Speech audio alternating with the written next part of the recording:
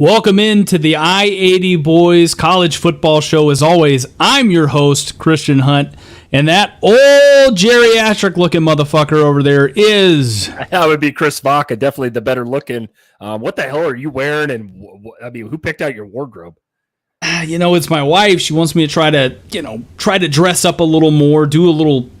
I don't know, man. I feel like I'm in a fraternity over here. I'm trying to pledge Kappa Sigma Alpha over at Lincoln Road. I don't even know what the fuck you guys do over there in Nebraska. Well, I don't know, man, but are you looking slimmer is the real question. I said it. I'm sure everybody was thinking it, but I don't know. I think I look like a middle linebacker that could start on one of those 90s defenses, dude. That's what I look like here. We're slowly bulking for the offseason. Yeah, well, you bulk very well. Let's just put it that way. You're good at that, man. Christian, how you doing, bro? How you doing, man? What's up? What's good? We're getting there. I know I say it every single week, guys. Season's right around the corner, man. I'm super stoked. Christian, what do you got, man? I know you're pumped up too, man. I know those Georgia Bulldogs. We got a topic today about them. I'm sure you're fired up about that as well.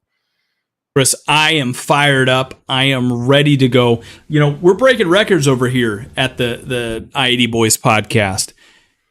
Maybe not on the show per se right now, but the thing we're doing is record highs, I feel like. Dude, it's hot as shit outside right now, is it not? Oh, it is, dude. It's anybody in Nebraska over here, man. All you got to do is step outside for about 5 seconds. Holy shit, you're covered in sweat. It's nasty out here. I think the day reached a high of like 102, 103.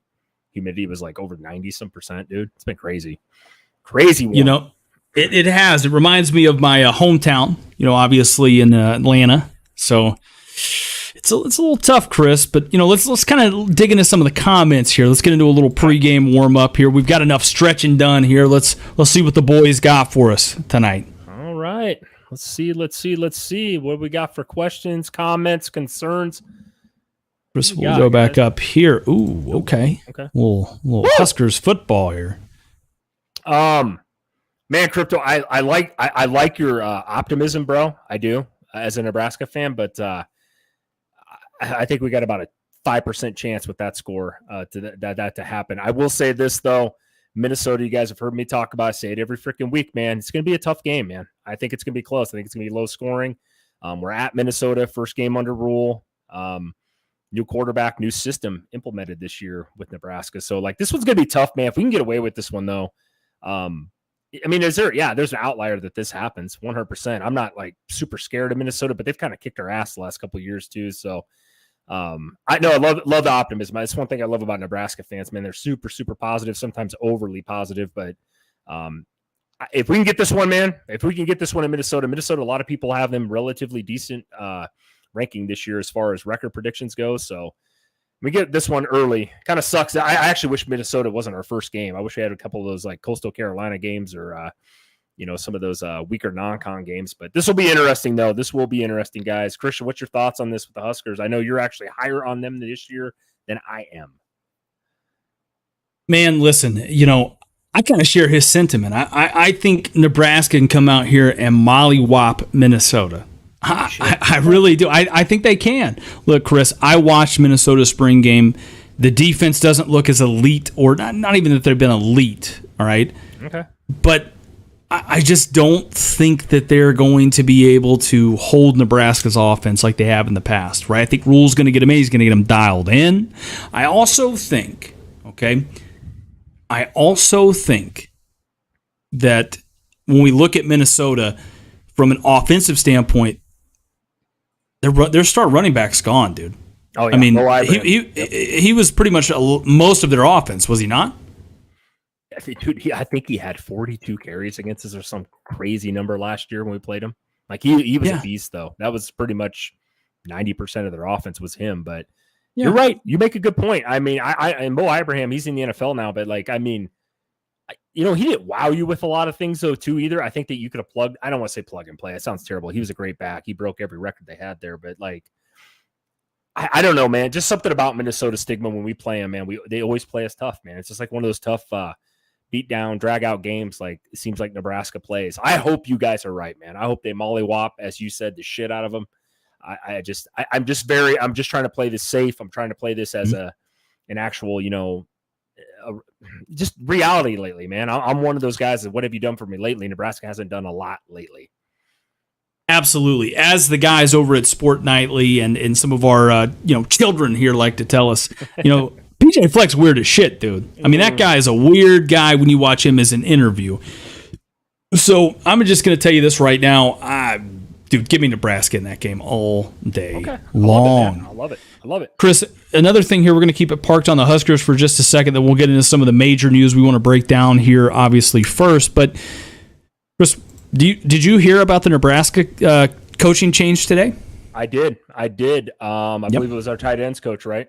Mm-hmm. Absolutely. I was doing a little bit of reading, research, neighbors, people asking me, obviously, over here in the circle I live in, and I read his statement. And unfortunately, I don't want to, this is allegedly, and this is probably me guessing, that I know he resigned, but I think he probably got like a DUI, and that would be my guess.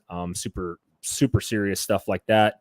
Unfortunate for Nebraska, but I mean, good thing is, dude, we'll reload with that. I think they named a successor, did they not, Christian? I want to say, I was looking it up. I think they did. I can't remember the name real quick here. Let me see. But yeah, well, you're digging that in, or digging that up. I mean, it just sucks. I mean, it's not something you want to happen, obviously, with the program, with the season a month away. So yeah, Children of the Corn already commented, said yes, they did. I thought they did. I can't remember the name. Yeah, they did it, but I know they did. It was it's Josh Martin. Okay. He's a special teams analyst. Has been elevated to the tight end coach. How do you spell that? How do you pronounce his name? Is it Wagner? Wagner. Okay, yeah. Wagner. Okay, that's a little different spelling there. Yeah. It's like what is it you guys say here in Nebraska? It's supposed to be, it's pronounced Beatrice, but you guys spell it, or you guys say Beatrice. Yeah. Kind of like Norfolk. Yeah. I can't slang around here in the Midwest. Us Southerners, sometimes we struggle with pronunciation and reading and shit, dude. I can't pronounce that. You guys struggle with a lot of things. That anything that's put on a computer to read or in a book, I've noticed. But I love you guys from down south, though. I truly do. Oh, absolutely. Here we go. Crypto wants to know, where do I live at in Omaha? Well, I'm not going to give you my exact address as much as I would love to do that. Well, hey, by God, let's keep a little mystery here. I live in Western Omaha, somewhere between 1st Street and 200th Street. You can kind of guess from there. Yeah. Yeah. No, that's obviously I live in Eagle, Nebraska. Now I'll dial it really in there. I live right between Lincoln and Omaha in a little small village. They call it a village yet. It's still 1,100 people here, but it's growing like crazy. Right next to Waverly, so that's where I'm at. Christian's a little bit too scared to put his actual address out there. He doesn't want to come out in public very often, so he hangs out in that mom's basement down there quite a bit. So, yeah, if mom's my wife, then let's go, son. You're a cousin over there, son. Yeah. Unfortunately, so what else we got here, Christian? What else we doing here? When are we going to have the Dallas Cowboys cheerleaders on the show? Woo! Never, son. Never. I mean, listen. Don't get me wrong. Ask Christian what his mom was, though. She was an Atlanta Falcons cheerleader back in, I believe it was the 80s, man. Steve Barkowski was the quarterback. She met Steve Young. I think it was Joe Montana. Sorry, not Steve Young. It was Joe Montana. Dandy Don Meredith. I always used to hear those stories growing up. So, yeah, man, I don't know. A lot of the Falcons, or a lot of the Cowboys cheerleaders we could get on this show probably would be, not what you guys are looking for. Children of the Corn brings up a good point here. He says, when are we going to do the races? When are we going to do the combine between both of us? No, he's talking about Eagle races, maybe. I'm assuming they have the Eagle Raceway right down the track here. So, that's a big thing. He probably knows Albion, Nebraska, which is super close to where me and him both grew up. But, I'm assuming that's what he's talking about. I mean, we already know the answer to your question, Christian. There's no way that you and I want to get into a race. We already know who's winning that. That's hands. I could run backwards and beat you. Not worried about that in a 40. So I think everybody knows that. Well, that's leave it to a Georgia kid to not be able to read the statement all the way through there, man. It's all good, man. It's all good. Chris, let's get into our first topic of the evening here. A little little controversial thing. We kind of put this out as an appetizer on social media here. Let's go ahead and piss off both my home fan base, the Georgia Bulldogs, and the Texas Longhorns, Chris. We're going to start off with our hot take, Chris. Hot take, Texas will be better than Georgia this year. What do you think? I'm not going to answer that right away because I got some conflicting things going on here with this statement. I know people are going to interpret this differently, right, Christian? They're going to say, oh, what do you mean by better, right? What we mean, I think, and what I mean when I see this, Texas will have a better season than Georgia. That sounds crazy, but let's be honest, guys, and this was the first topic I actually wanted to talk about, Christian. I'm talking to you as well, Christian, here. We know this. We can't, every year in college football, anybody that's unless you just started watching college football yesterday, knows that every season there's a bunch of teams, and I should say a bunch, but a couple teams that surprised the shit out of everybody. A la TCU last year. I don't think there was. What would be? I'm going to ask you a question, Christian. What was the chances you thought that TCU last year would have made the college football playoff, let alone win a game against a predominant powerhouse like Michigan? Last year, I would say honestly, if they play that game 10 times out of 10, maybe TCU wins it twice. Wow. Okay. Right. And I agree. And I'm going to answer my own question here. For TCU to come up how they did, they lost in the Big 12 title game to K-State, guys. Nobody saw that coming. Nobody saw TCU. I remember looking at the betting line in that game against Michigan in the playoff. Nobody expected that, dude. You would have won a ton of money if you would have bet on TCU. But there's always a few teams out there. There's also, in the flip side, the reverse of this, there's always teams, right? And I'm going to tie this in. There's a bunch of teams that shit the bed. Let's be honest, Christian. It happens every year. We see teams that are supposed to be, we're looking at 11-1 this year, 10-2, and they end up going 8-4, 7-5. Texas A&M, I'll bring them up. There was a school last year, number one recruiting class potentially ever. 5-7, Christian?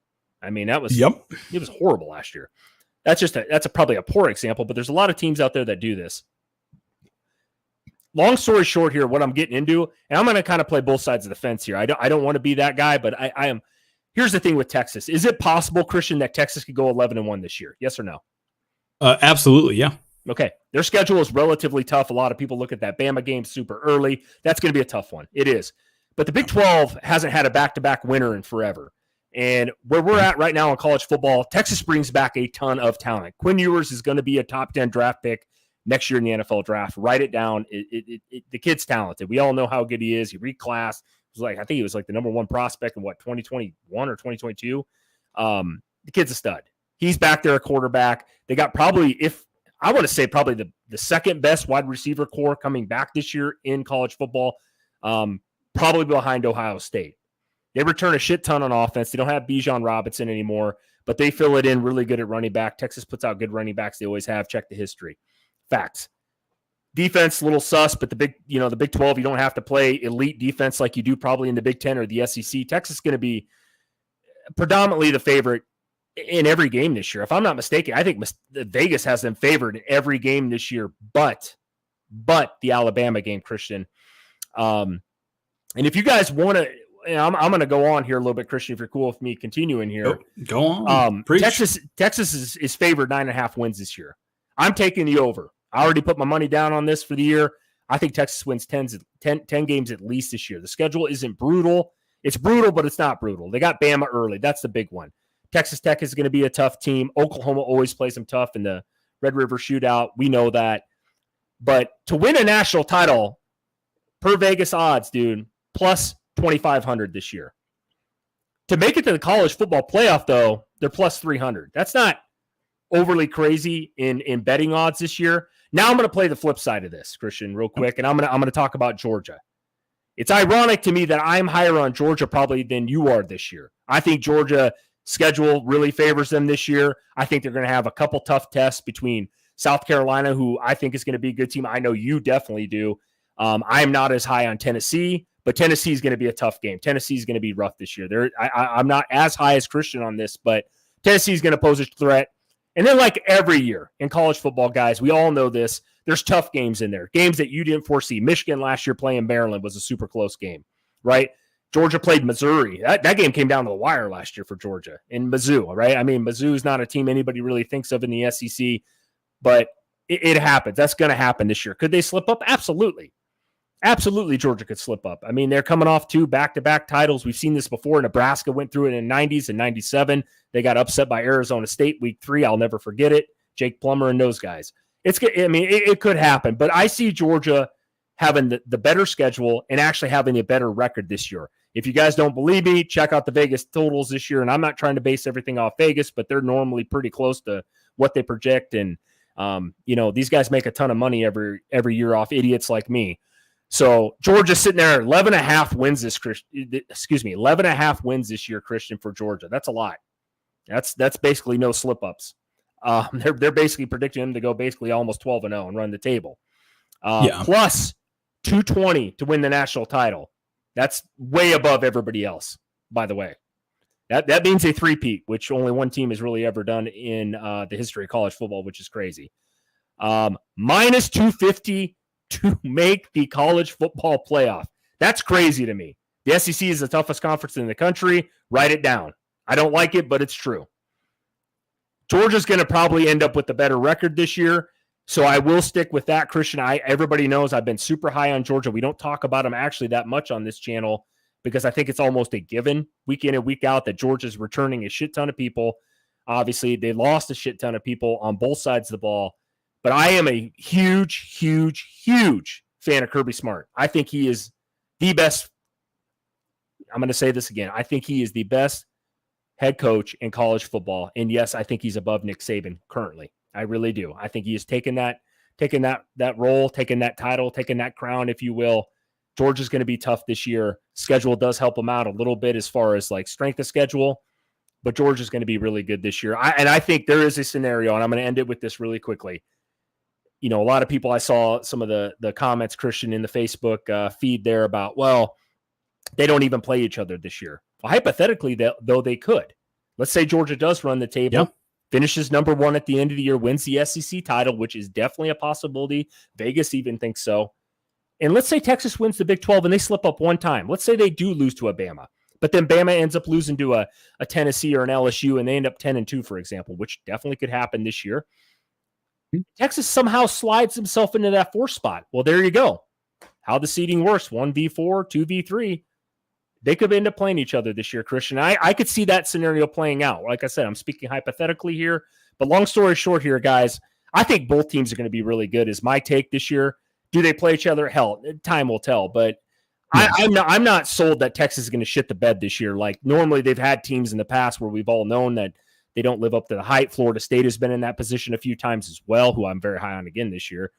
But I like Steve Sarkisian. I think he's a great coach. I think Texas is going to win the Big 12 this year. Christian, I'm going to let you take it over. I just ranted there for about 10 minutes. Oh, you're all good, brother. Listen, I'm probably getting ready to go off here for, a little bit anyways, because I got about 3 pages worth of notes I'm going to get into here. Chris, you did a great job at kind of setting the appetizer before the main course here. Okay. The biggest question to this is, the statement is Texas will be better than Georgia this year. Is a hot take, right? So when we pose this as the channel's resident Georgia fan, the biggest question is, how do you qualify this statement? In other words, how are we going to tell who's better or worse if they don't play each other, right? They're not scheduled this year. Like you said, they could see each other down the road. Do you go off records? If they don't play each other this year, do you go off strength of schedule, et cetera, et cetera, et cetera? I mean, who had the best offense? Who had the best defense? You combine that. I mean, there's so many different ways you can factor this in. We pissed a shit ton of my own Georgia fans off on Facebook. And, they just laughed and laughed and laughed and laughed. Well, let me tell you something. Like I said, I'm not a Disney dog. I've been around this program for a long, long, long time. I'm going to preface this. You know what I'm going to do? I'm going to preface this real quick so you know how long I've been around this program. For a minute. Okay. Ooh, what do we bring it up? What do we dig it up in the archives? We're gonna dig something up here, Chris. Give the fans a little tasty treat. Holy shit! Who's that kid? Well, that's a young C Hunt right there. Let me just take this down. That's Chris. Read the year there for me. 2009. 2009, about 200 pounds or so ago. a young Christian Hunt was at a Georgia football camp doing what I do best, right? Networking, getting to meet Mark Rick. I was probably in the 7th grade right there, awesome. Almost as big as the coach, D1 coach, you know what I mean? I wasn't as big as probably the starting quarterback at that time. This is a couple years removed from the Stafford era there. Hell yeah, dude. So, you know, I followed Georgia football for a long time. So when I tell you this, all right, I'm not a Disney dog. I'm not going to give you the bullshit that you want to hear. I'm going to give you what you need to hear. I'm going to give you what you need to hear here, all right? Chris, we have to look at everything to be able to qualify this statement. Yeah. Last year, Texas was 8-5 while Georgia was 15-0. So on the surface, this looks crazy as shit to say. Looks crazy.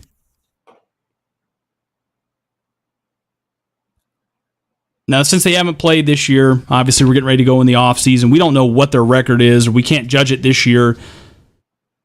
But I'm going to say this, Chris. No way in hell is Texas going to be better than Georgia this year. Right? They're just not.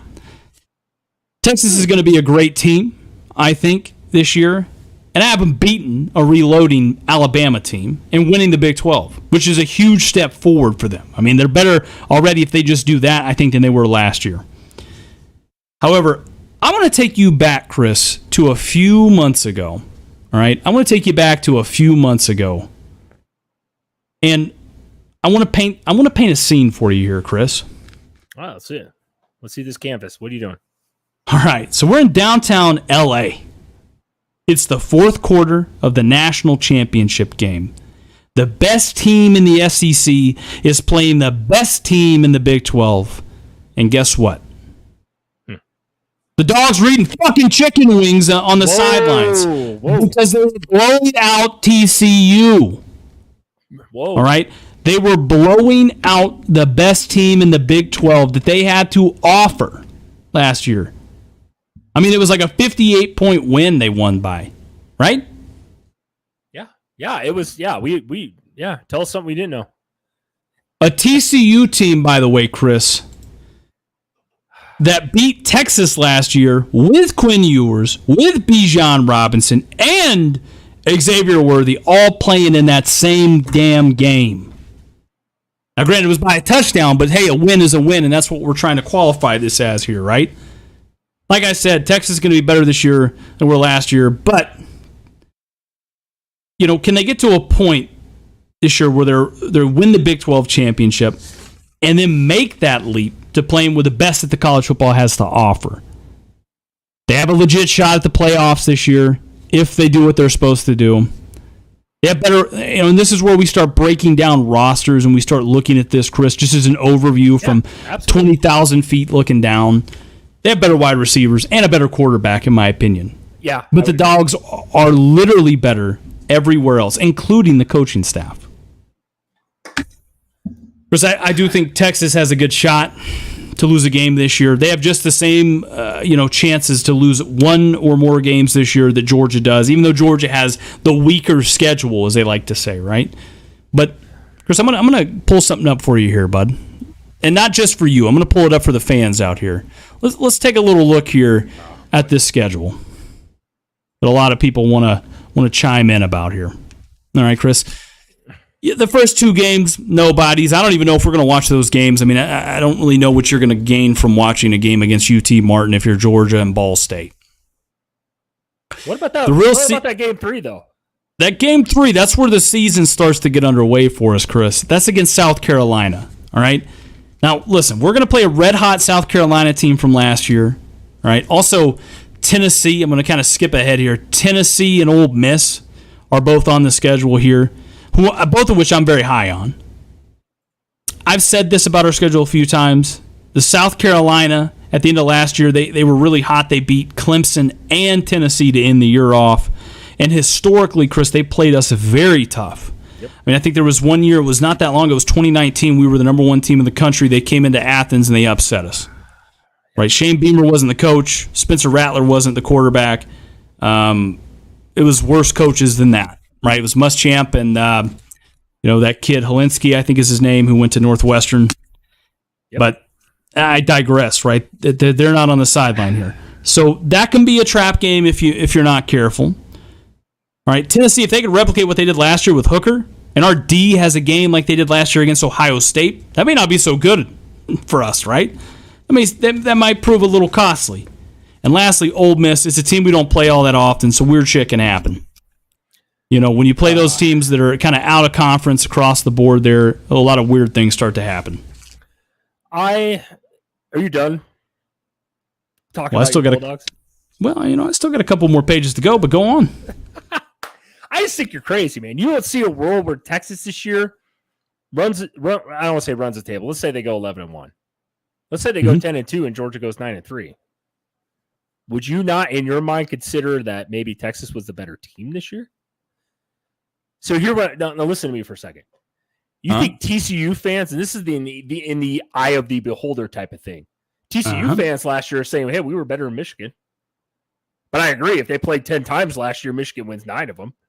But in the eye of the beholder of Michigan says, "Oh, geez, you guys just got that one game. Yeah, I know it was a playoff, but at the end of the day, man, TCU beat Michigan, right?" I'm trying to play devil's advocate here. I'm not disagreeing with what you're saying, but I'm also trying to stick up for the Texas man right now and saying, "Hey, Texas could have an 11-1 record this year, without a doubt, man. I could see them winning the Big 12. Shit, why not? I mean, the Big 12 is like throwing a dart at a dartboard every year on what team it is.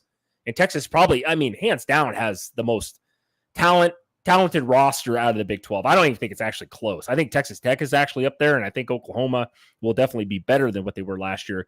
But Bama doesn't really mean shit as far as the Big 12 goes, even if they do lose that game. So you don't think Georgia, you just rattled off how Tennessee plays you guys tough. You think that game against South Carolina, I agree, South Carolina is kind of slept on this year. I think they're going to be a tough team. I really do. Just the way, especially the way they kind of ended last year. But let's say that happens. I mean, this whole be better thing is kind of interesting to me.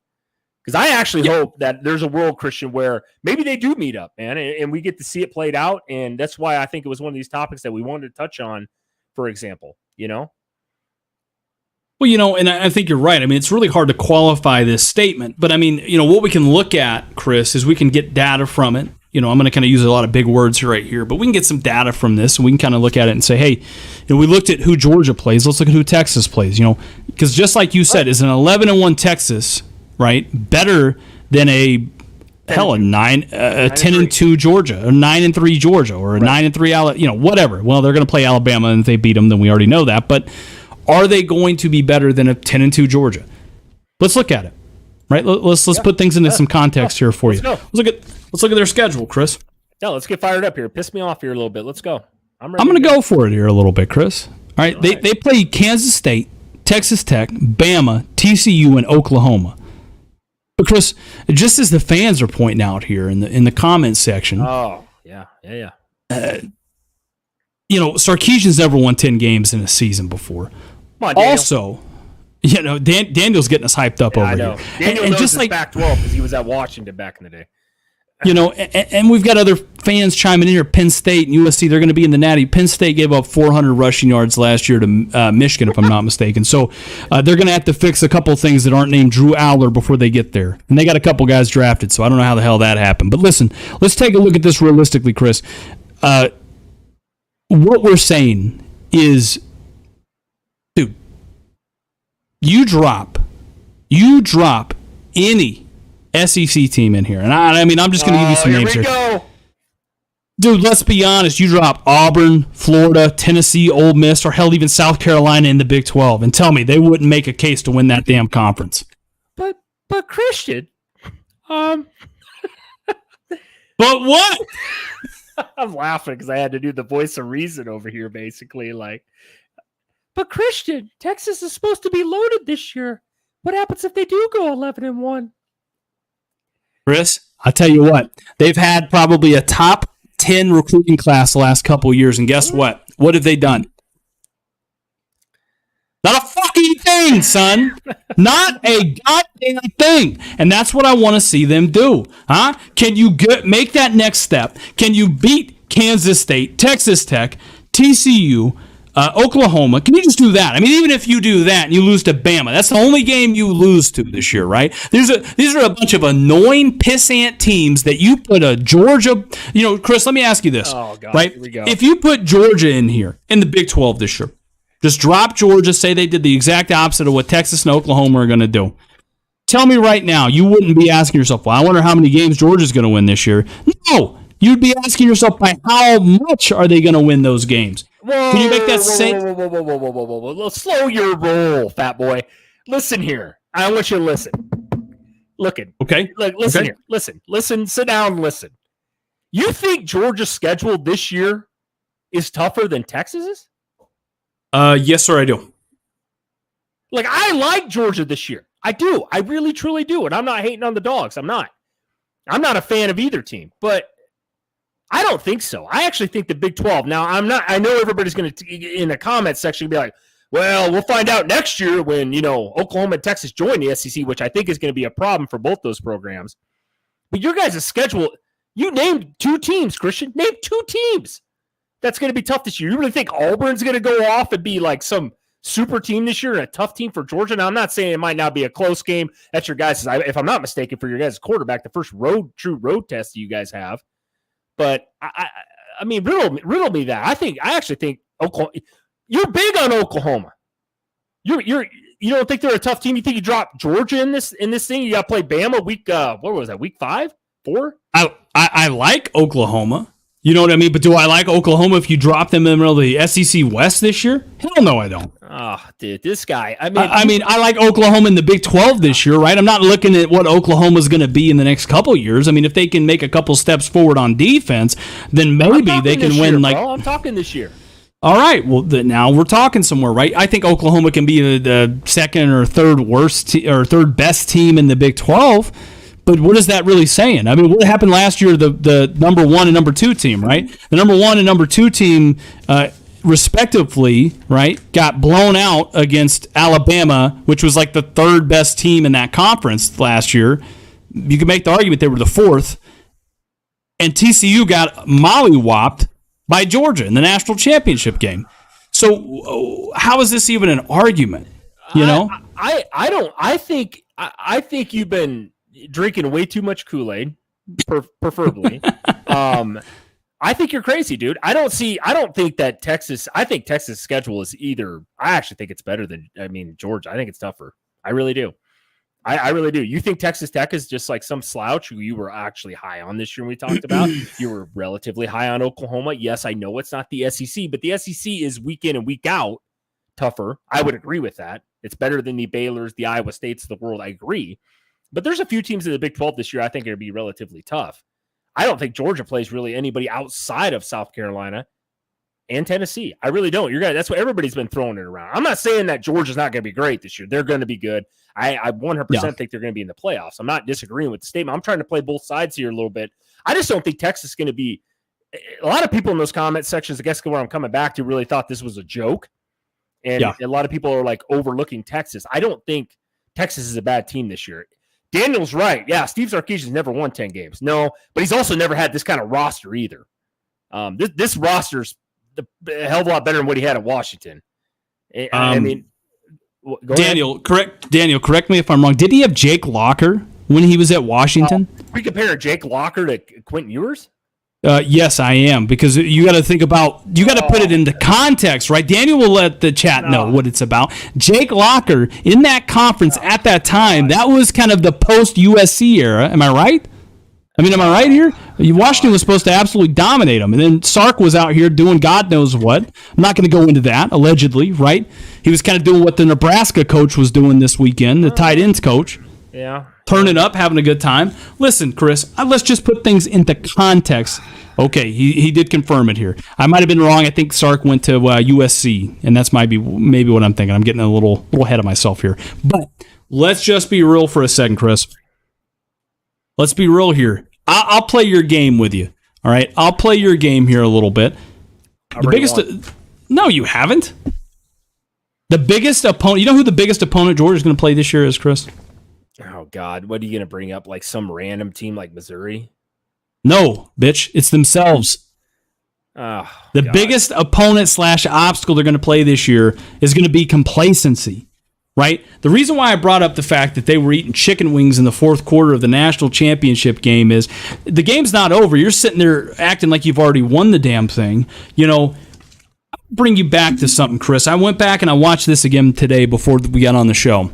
Something very interesting that I wanted to look at. In the spring game, we looked at it, and Carson Beck, had a great spring game, and I know a lot of people are going to say, "Well, it's the spring. You can't really gather a lot from that." You know what you can gather a lot from is it took him. By the way, a guy that's taken 168 snaps in college football as a backup and has thrown 4 touchdown passes in pretty much garbage time at this level, marched down the field on what's supposed to be one of the best defenses in all of college football again this year, right? In 3 minutes into the spring game and scored a touchdown. One's on one, son. All I'm saying is, now, Carson Beck led our first-string defense up in that game. I don't know what it's going to mean going forward. Do you take that as, okay, the defense was really bad? Do you take that as Carson Beck's going to be elite?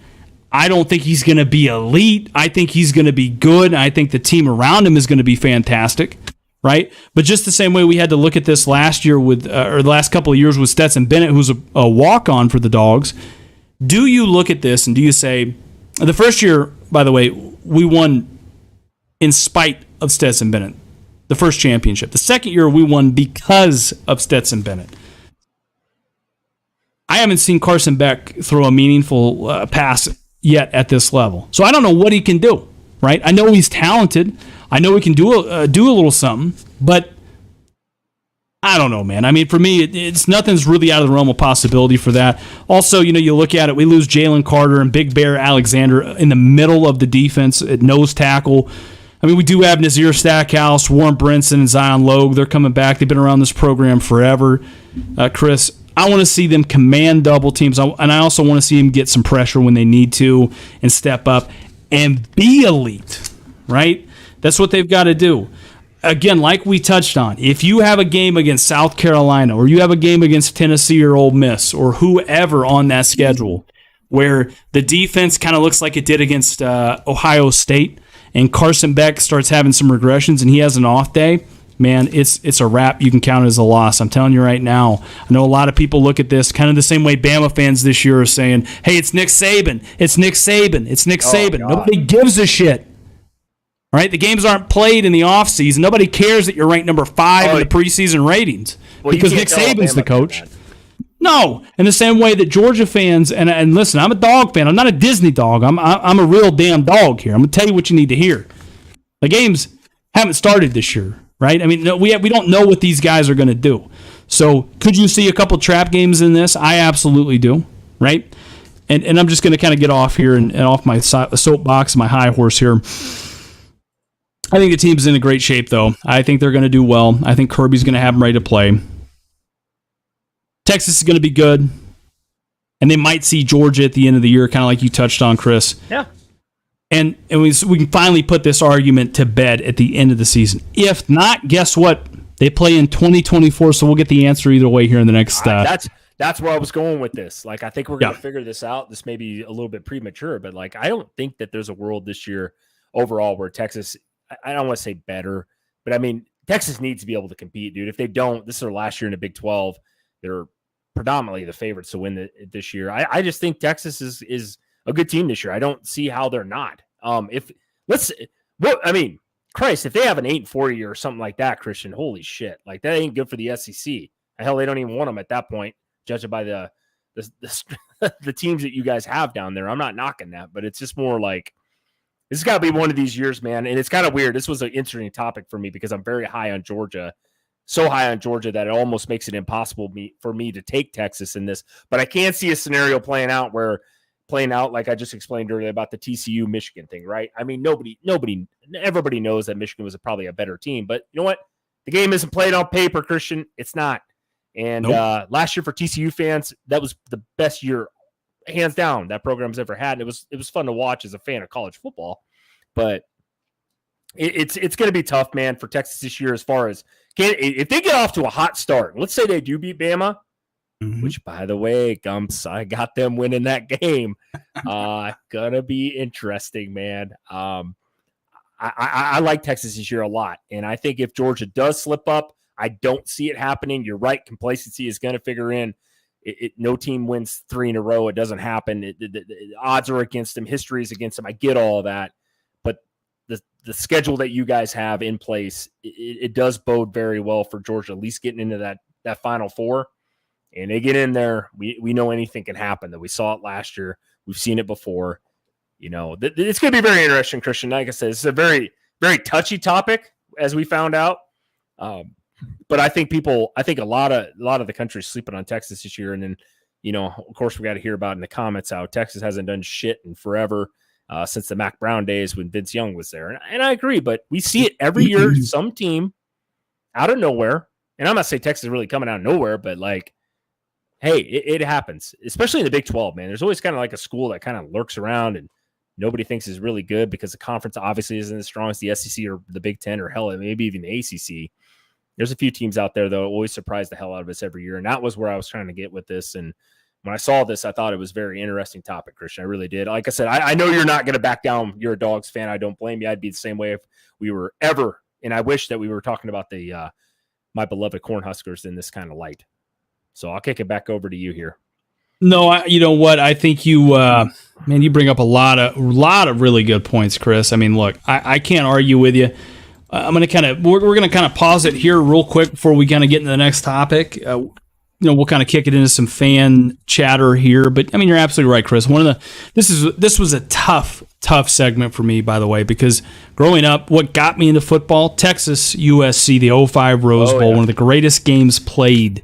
That's what got me into it. Yeah. My dad was, he's from Wichita Falls, Texas. I mean, this is, he grew up a Texas Longhorns fan. This is, it's a weird segment for me, man. It's a weird segment. Dude, you're right though, man. One of that game, if you guys weren't able to ever witness that game with Texas and Vince Young, what was it, like 4th and 8 when he had that scamper into the end? Everybody on the fucking planet knew he was going to run that ball with a shotgun. And Texas, Mac Brown and his smart style of offense, man, that spread style of football, he kind of brought that into college football, and you could stop it, dude. There was nothing. USC, by the way, USC was already won a national title the year before. That was a Reggie Bush, Matt Leinart. I mean, my God, that team was loaded, dude. It was one of the best college football championships games ever played. That game was so electrifying from kickoff to the end of that game. So I understand your point, Christian. I'm a little bit older than you, obviously, as you call me an old man, but man, that game was awesome though. I'll never forget that game. It was one of the best games I ever watched. I watched it with my dad. I was just getting into college. That was super cool. So, well, Chris, we got a question here from Children in the Corn. He says, "Who's going to be the team with the most upsets this year?" What do you think? Ooh. Depending on your definition of upsets, and there's a lot of ways to interpret that, I think a team. I know this is going to sound crazy. I think I kind of look towards the Big Ten a little bit, and I really, really like a team by the name of Illinois.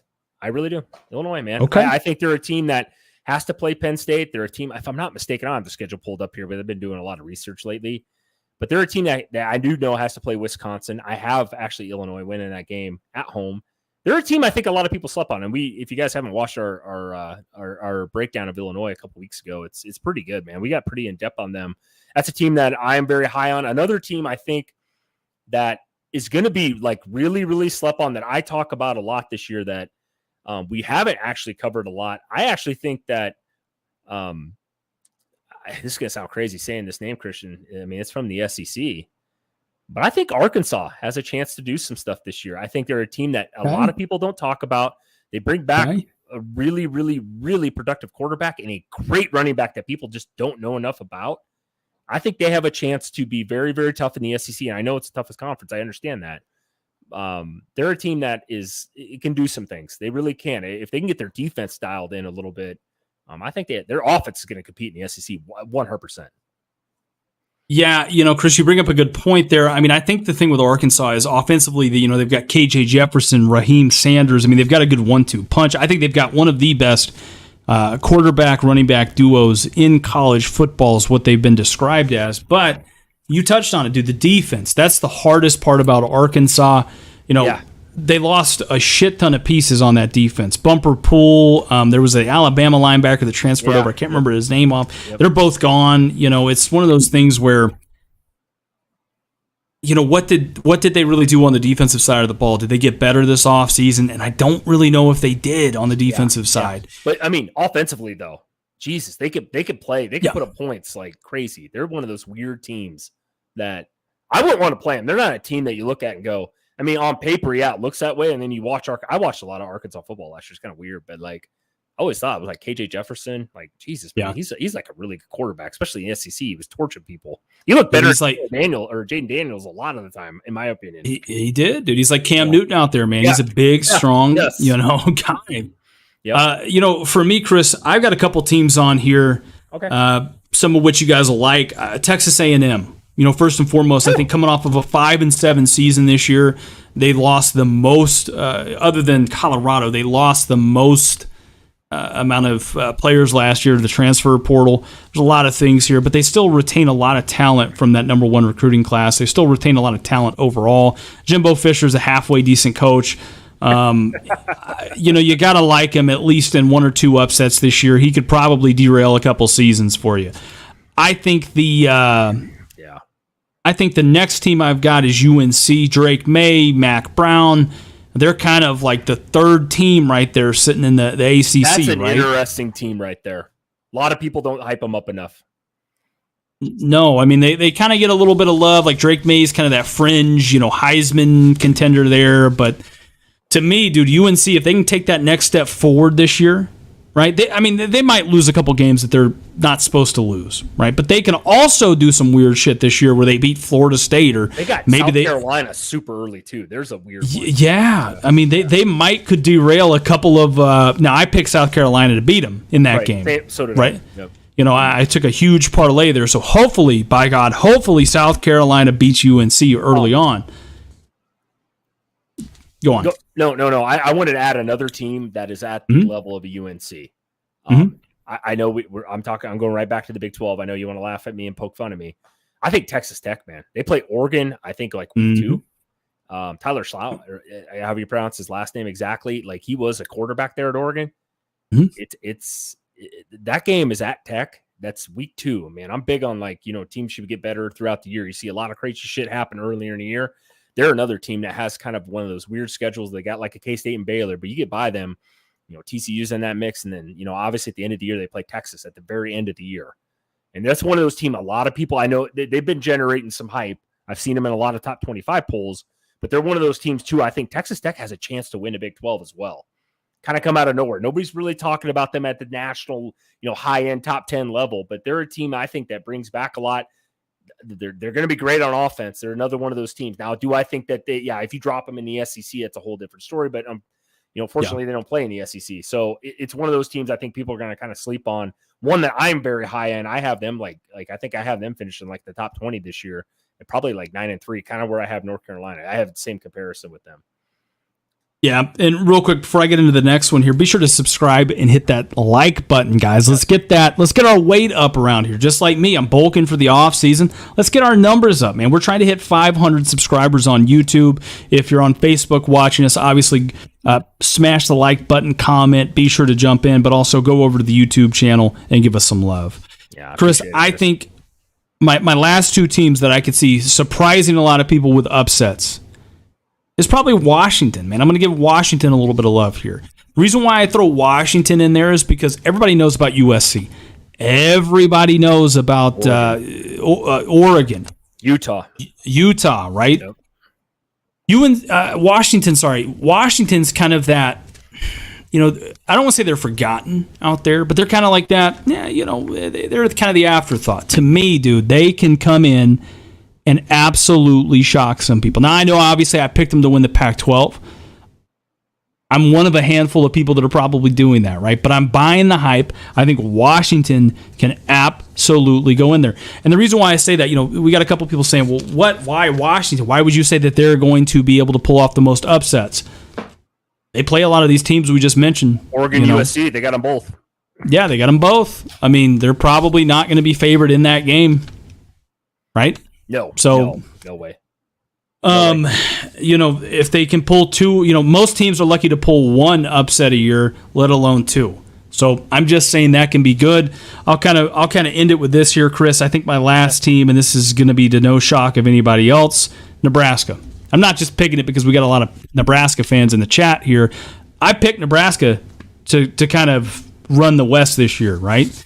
I got them winning some games, and I got them going to the Big Ten championship this year. I think there's a couple games they can kind of play it, that they might be underdogs in, right?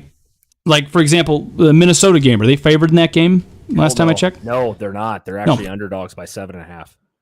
Right, so there's going to be a lot of weird, wonky games. I mean, that could be one right there. The Michigan game against Harbaugh. Illinois. That's his first game back. Yeah, Illinois. I mean, there's so many games on that schedule that they have an opportunity to actually play upset to, and I think they have, of all the teams we just mentioned, other than Texas A&M, they have a really good situation there, right? I mean, they can absolutely take care of business with Matt Rule. One of the things you guys haven't asked yet here is what do we think about Big Ten Media Days? I think Matt Rule, and I kind of commented on this, is, dude, I saw the passion he has for football. And I also saw the passion he has for this program. I love it. Yeah. No, I did watch, and I'm sure a lot of these people in the chat that are Nebraska fans or even a Big Ten fan watched it. It was very impressive. Like I said, he looked good. He talked a lot. He's such a good guy, I guess, so it's easy to kind of fall in love with him. He's a good talker, man. He's the son of a pastor. The guy can talk, obviously, and he's going to say the right thing, so I don't get in to all the coach speak. But, man, no, he loves the program, dude. And like I said, Nebraska is one of those teams. It's a very good point. I talked about Illinois, but Nebraska is one of those teams. I hate to say this, even though I'm a Nebraska fan, I'm super critical, probably the most critical fucking person on the internet you guys will ever meet about Nebraska. I don't have a problem saying it to this fan base too. Is like Nebraska had a good chance this year to do something. They do. I know, Matt Rule said in the Big Ten interview yesterday, he's like, it's a 2-year deal. It's a 2-year deal. I got 2 years, basically, is what he was essentially saying to kind of turn this thing around. And nobody wants to come on there cocky. No coach is going to come on there and, Lane Kiffin it up, but other than Lane Kiffin. But other than that, no, he was super humble about it, man. I love that about it. Nebraska does have a chance this year. If they get hot, guys, and you guys all laugh at me about this Minnesota game. Minnesota's no slouch. It's going to be tough. It's going to be drawn out. It's going to be a low-scoring game. I think it's going to be kind of ugly, some turnovers. But if we can get out of Minnesota with a dub, we go on the road at Colorado. That's where I want that momentum. I will not live the rest of my life we lose to Colorado this year. Like, I don't want it. Christian is a big Colorado fan. He get the fuck out of here. I had to say it, see what your reaction was. You guys know my feelings about Colorado, man. I just want to get off that hot start, get it going, get into Michigan, maybe undefeated. That's his possibility, by the way. And play it out, man. And just, ride that momentum. I want Nebraska to build on it. They built on some great momentum last year. At the end of the year with knocking out Iowa out of the Big 10 title game, which was awesome for us Nebraska fans. It doesn't sound like a lot in the national landscape of things, but just to get it on track and get competitive here, guys. I want a bowl game this year. I think we all do. I've seen some crazy takes on them, but I'll leave it at that with Nebraska. I don't want to. This isn't a Nebraska podcast, but I just want to get it out there, man. You bring up a good team, Christian. I appreciate that, bringing up the old Huskers while we had to listen to you rant about Georgia for at least 15 to 20 minutes tonight. Well, hold on one second. Let me. Yeah, man. You see that big old straw hat back there, dude. I got to give him the Skurs some love. I'm out here in Omaha, man. I can't not do that. So that's true.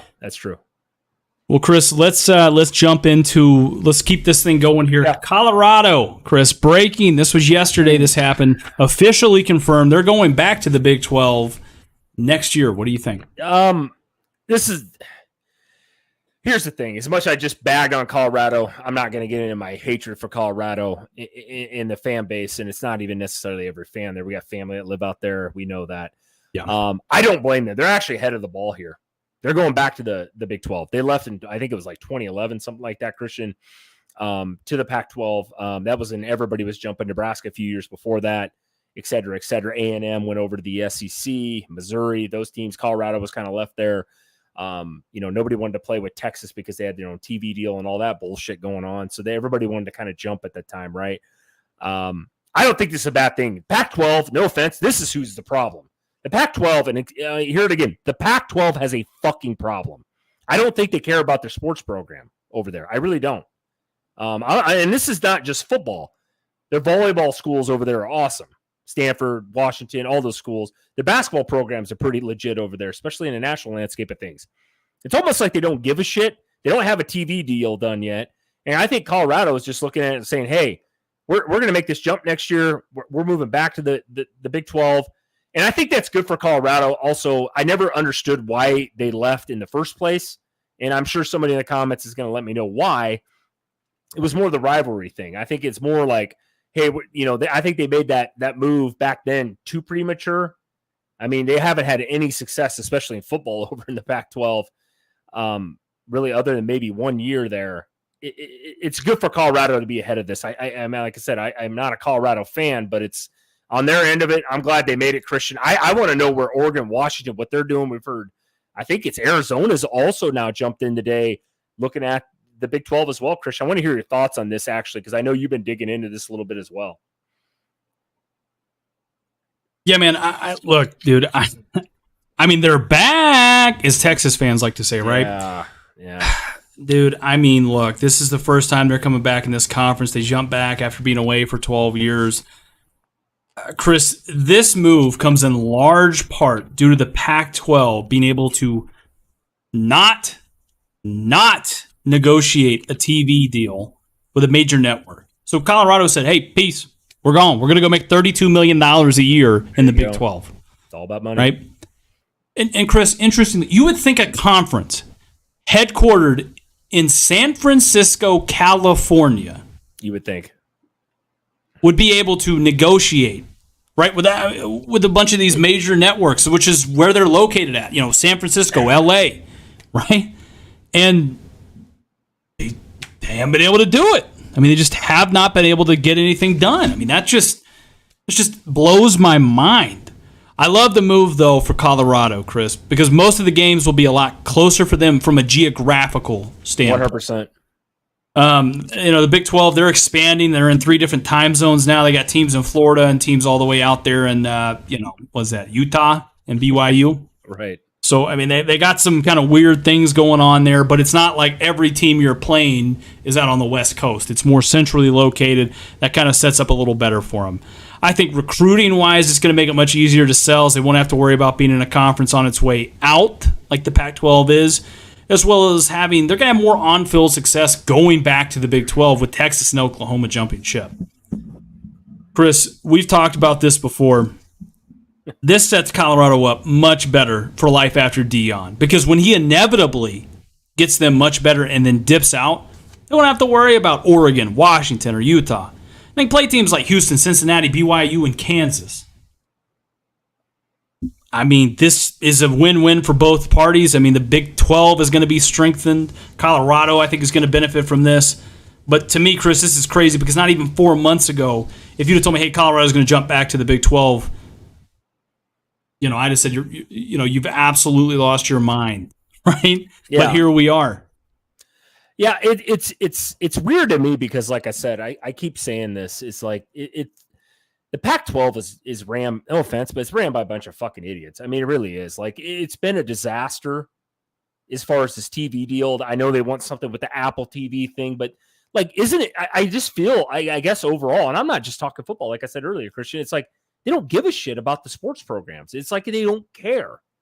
Like, all these schools generate a ton of money in any sport. You know what I mean? We know about Nebraska volleyball, the football program. We talk about Georgia, right? We talk about Alabama. I mean, their basketball program is been really good down there. Like it's like they don't care. I think the Pac-12 is like getting dismantled. Like, it's going to be gone. I don't know if they I keep saying the word. It's almost like they don't give a shit.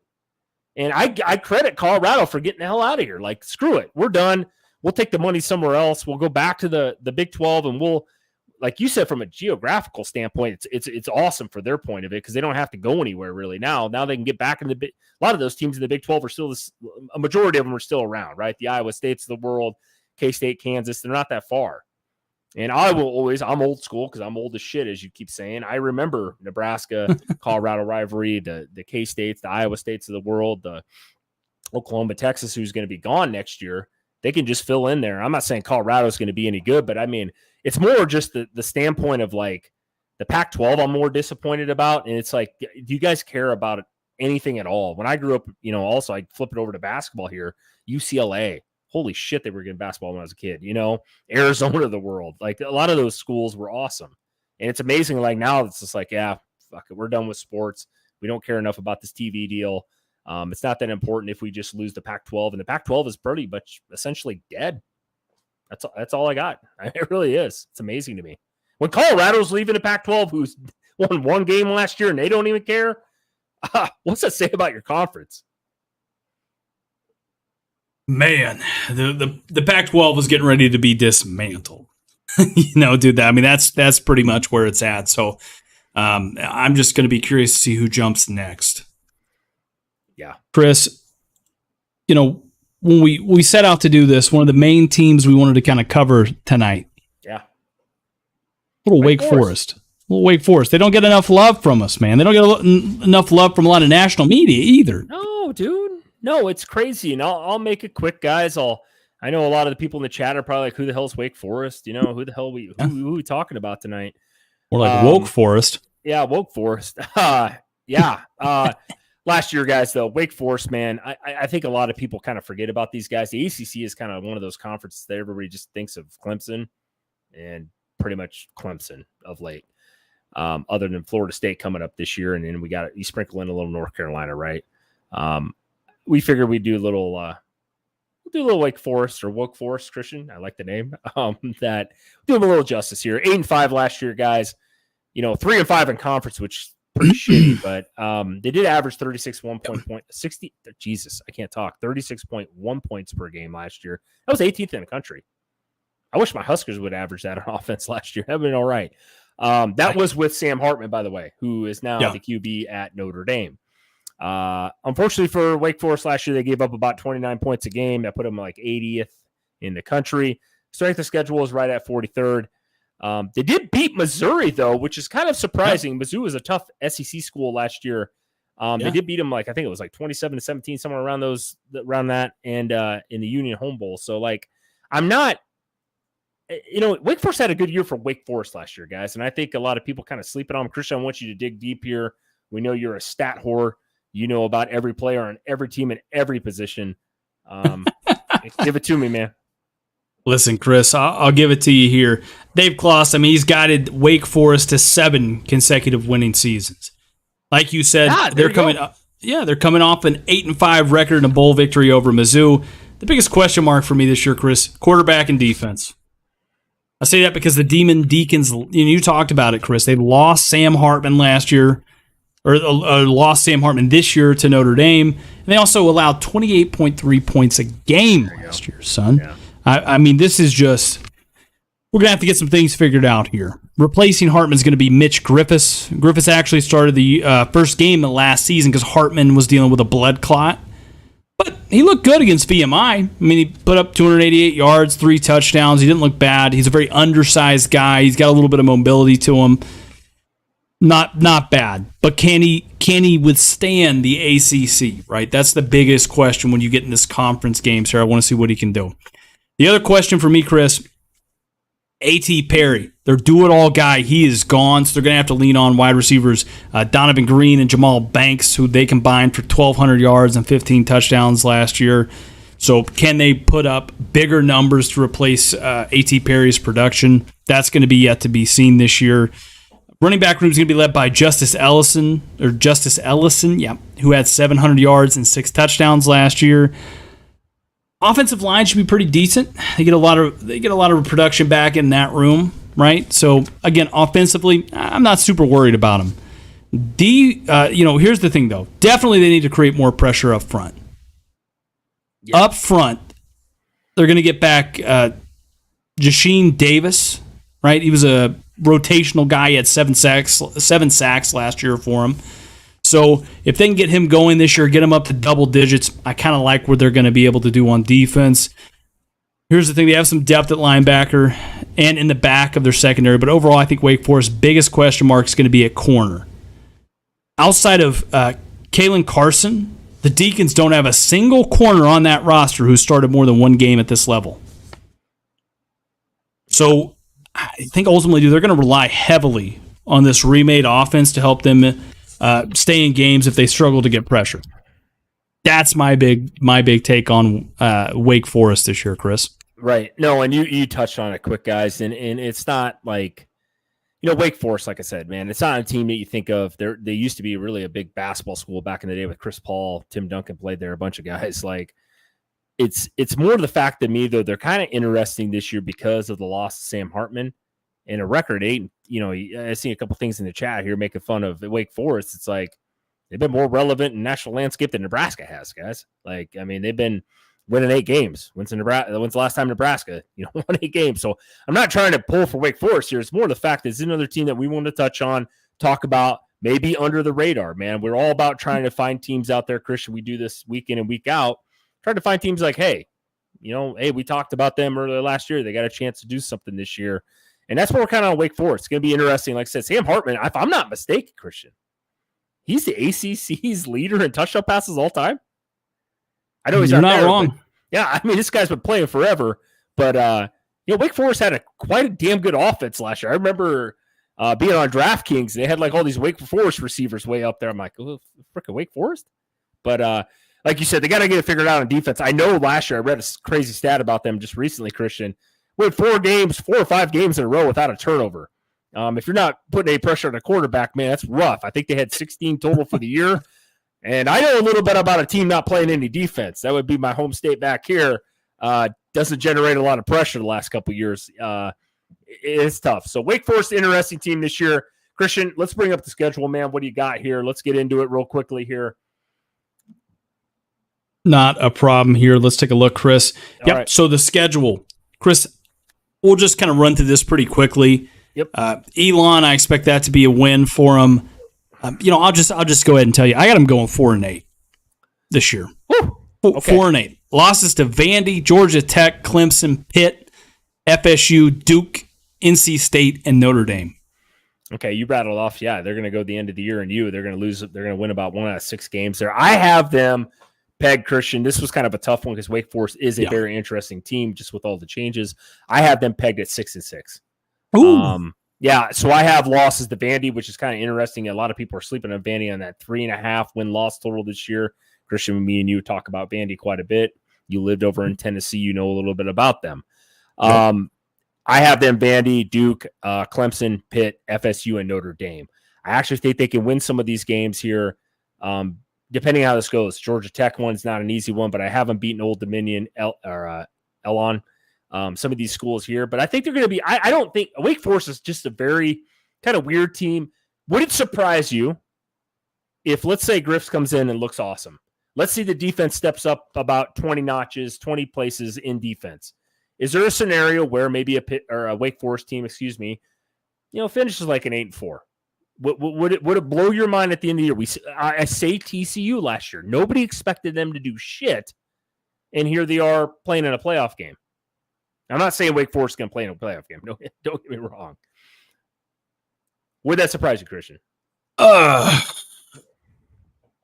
So say that one more time. Sorry, here I was trying to look up something real quick. So you said, would it surprise me if a Wake Forest team wins 7 or 8 games this year? I know they got the tougher schedule with the Florida States of the world, the Notre Dames, the Clemson. I get that. But what happens if they do win 8 games this year? I mean, like I talked about, like I said just earlier a minute ago, obviously I don't know what you're doing over there other than not paying attention to me. I'm paying attention to you. Like that? No, I got you, brother. Yeah. But I mean, like, TCU last year, I think TCU was supposed to win 7 games last year. They ended up playing in a goddamn playoff and won a playoff game. I mean, my point is like, would it surprise you if Wake Forest kind of comes out of nowhere this year, one of those sleeper teams in the ACT that's tougher than the experts think? It would surprise me because, again, I didn't kind of go down the schedule and kind of give you my real thoughts on it. Again, you touched on it. I give them Elon and Old Dominion. Vandy, we kind of agree with that. I think Vandy's kind of an up and coming team. The same way I look at Georgia Tech. I mean, Georgia Tech kind of played Georgia really close last year in that game. Not for the entirety of the game, but for like the first half they did. Brent Key is going to have Georgia Tech playing a lot more physical brand of football. It's interesting because I was thinking about this before we got on here, right? One of the things that we're talking about is, dude, Georgia Tech with Jeff Collins, they were more or less kind of, how do I put this? They were more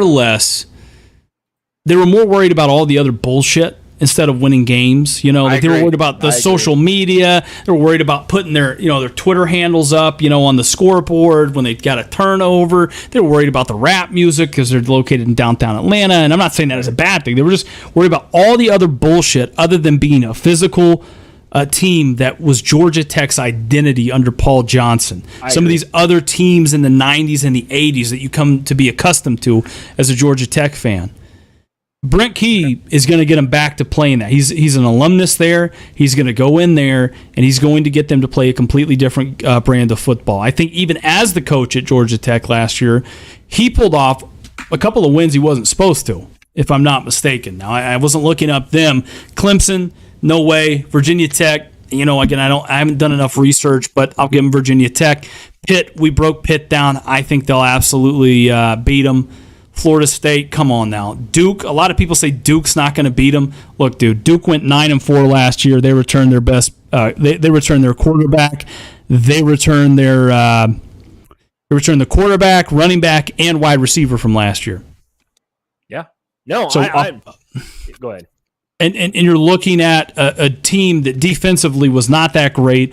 Do they really get much better from last year? I don't think they do. Okay. You go into NC State. Now, NC State loses Devin Leary to Kentucky, but NC State's traditionally hard. Maybe they don't lose to NC State, but you could replace that with Syracuse or Virginia Tech or anybody else on this schedule.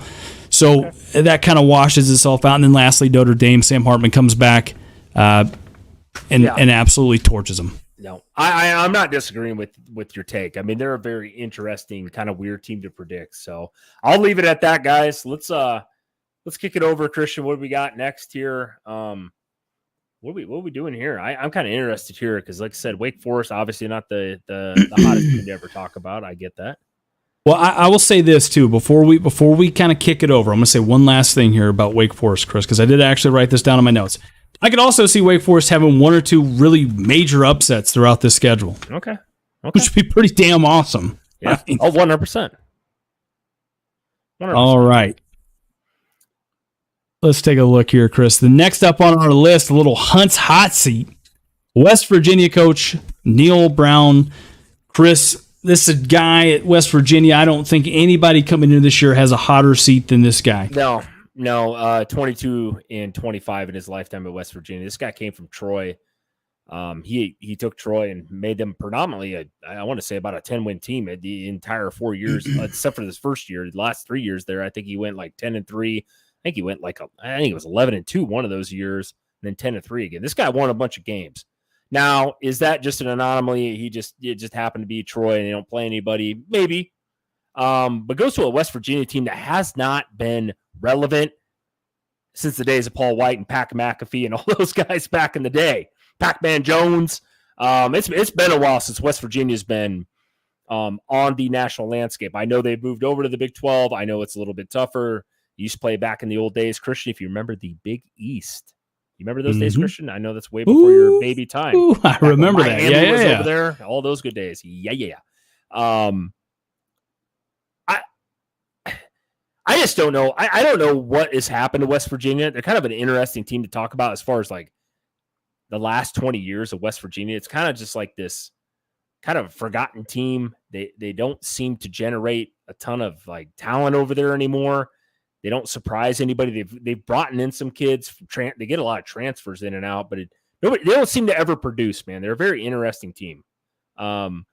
I think Neil Brown's. I think and I don't have West Virginia being very good personally in my rankings, Christian. It'll be interesting to hear your thoughts on this. I think he's gone after this year, man. This will be his 5th year, if I'm not mistaken. Yeah, no, I mean, you're absolutely right. He's been there for 5 years. He's put up a 22-25 record in 4 years there. I mean, last year to me was their best shot at doing anything, Chris. I mean, they brought in JT Daniels, who was coming over from Georgia. You know, I'm always high on him. And I thought, they had a great shot at making some noise. I actually picked them as being a dark horse Big 12 winner last year, dude. Maybe even a playoff team, dare I say. Because you think JT Daniels, 5-star quarterback, he was undefeated at Georgia. They got all their starting offensive linemen back when he came in there, right? He was going to a much worse conference. He had some weapons around him. That game against Pitt, they should have done something. It would have been interesting if that wide receiver didn't let the ball bounce off his hands and go to a pick six. Right. JT Daniels and them still had him driving against Pitt to put him in a position to win the game. They're late, but I digress. He was benched, dude. He was benched last year in the middle of the season in favor of Garrett Green. They only won 5 games. So, here's the thing, Chris. They have all 5 linemen coming back this year again. Difference between this year and last year was they have a quarterback battle between Green and Nico Marchiol, I think is his name. How you pronounce that? So they have a quarterback controversy going on. Quarterback controversy kind of going in here to year 5 for a coach. That's not good. That's not a good sign. No. It is absolutely not. Chris, I got him pegged at winning at least 7 games this year and pull off an up. No, sorry. Hold on one second. He's got to win at least 7 games in order to keep his job and pull off an upset against someone they shouldn't, right? Because let's take a look at their schedule, Chris, really quick. They have a brutal schedule, by the way. They have a brutal schedule here. Yeah, I don't see this even happening. 7 games to me is like crazy. Well, that's what I'm saying. I mean, if he wants to keep his job, he's going to have to win 7 games. Right? He won 6 games. I think he had a couple 6-win seasons prior to last year.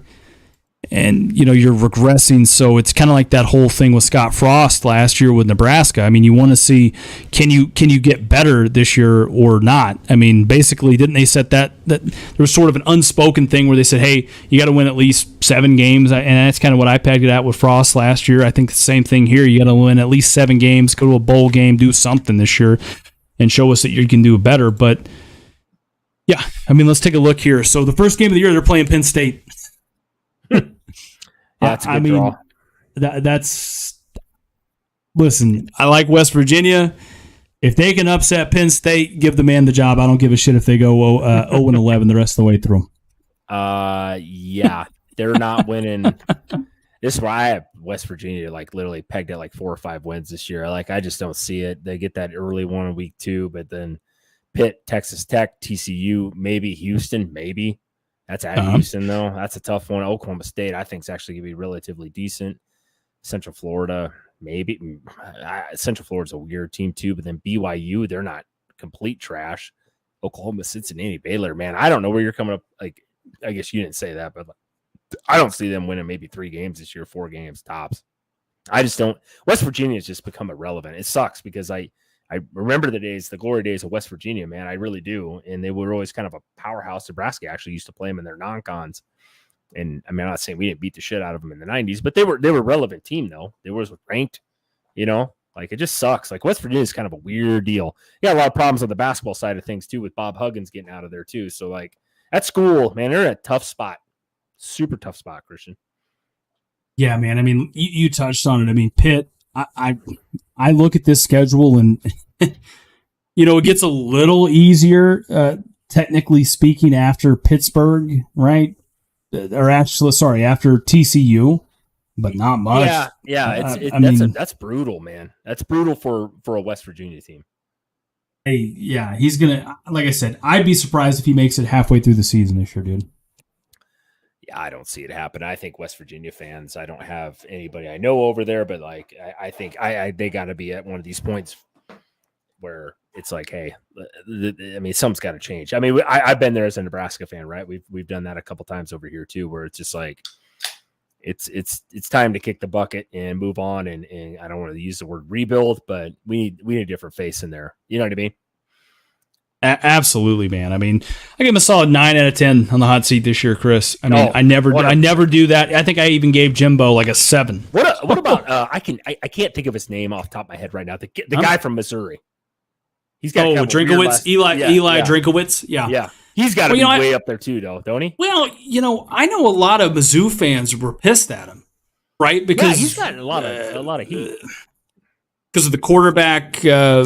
you know, how they've managed quarterbacks and certain things like that. You know, the late game management last year against Georgia. I got some good friends that are Mizzou fans, and I can tell you right now, from an outside perspective looking in, I mean, the season they had last year, one of the best seasons they've had in a long time, you know, in the SEC.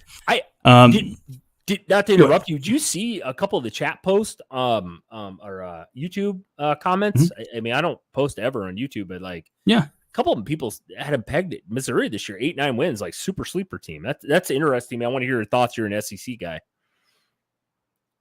You know, I could see it. I mean, let's kind of do this here real quick. I mean, I don't mean to touch on Missouri, but I mean, it's just more one of those teams that you bring up like hot seat for a coach. You know, it's just like I've seen a lot of like traction on them. A lot of people think they're going to be really, really good this year. I know that Wisconsin man that was just destroying our chat with the novels. On YouTube, just, you know, I got Missouri pegged at 9 or 10 wins. I'm like, what?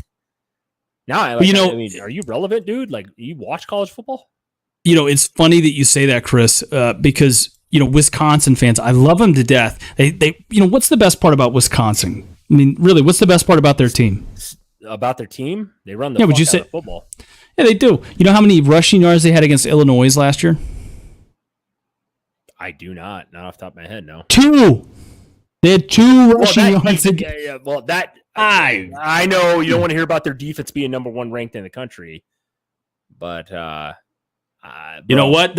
Trust me, Chris. There's a trophy. There is a trophy for these Wisconsin fans getting ready to come out. Oh yeah, here we go. I can't wait to piss some people off over there either. Even I have them going 10-2, man. Like I don't understand it, dude. Who is that? Wisconsin? Yes, I do. And we're going to get in this debate here, and you're going to get me fired up about Graham Mertz leaving, and I think Tanner Mordecai is going to be awesome, and you just been poo-pooing that the entire freaking time we've been on this show. I don't understand it, man. You pissed off a lot of Wisconsin. It wasn't even me, man. I'll take credit when I piss off some people like from Florida or Auburn, but, man, dude, you're like, you think Wisconsin's like trash. I think they win the West this year, as much as I hate to say it. Well... You know, the funny part about this, Chris, real quick.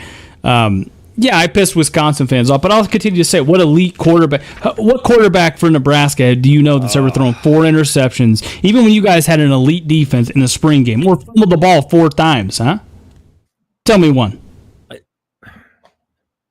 supposed to be the starter. It's a spring game. So, what are you going to say when it's, I don't know, what are you going to say when it's week 5 and you're playing Michigan? I don't know, when they come in there and beat them? Yeah, what are you going to say, huh? You're going to say, oh, well, you know, it's Mordecai's at least better. He only threw 2 interceptions instead of 3 against, Michigan. He only had a 70%, a 58% completion percentage instead of a 56. You know, come on now, dude. I got a question for a true Georgia fan that actually knows what. Here, let's bring up the Tigers first. Let's get back to this because I got. Yeah, let's get back to this really quick here. Oh, come on, dude.